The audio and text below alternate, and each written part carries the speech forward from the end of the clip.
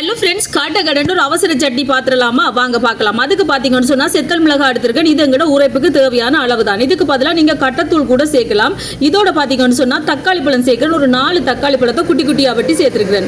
கொஞ்சமாக மல்லியில், கொஞ்சமாக சின்ன வெங்காயம், ஒரு துண்டு இஞ்சி, ஒரு வெள்ளைப்பூடு, இதெல்லாத்தையும் சேர்த்து நல்லா பட்டு அரைக்க வேண்டியதான். நான் இப்போ ஏன் இறக்கி இருக்குன்னு சொன்னால் நான் உப்பு போட மறந்துட்டேன். நீங்கள் முதலே உப்பையும் சேர்த்து அரைச்சிடலாம். நான் உப்பு போட மறந்துட்டால டக்கண்டு இடையில நிப்பாட்டிட்டு கொஞ்சமாக உப்பையும் சேர்த்து நல்லா பட்டு அரைச்சி எடுத்தாச்சு.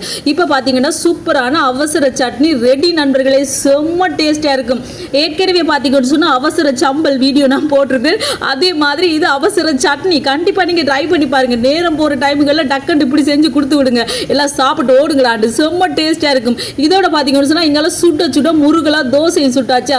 சுட சுட தோசையும் சுட்டுட்டு இந்த அவசர சட்னியை ஊற்றி தொட்டு சாப்பிட அடி தூள் செம்ம டேஸ்டாக இருந்துச்சு தெரியுமா.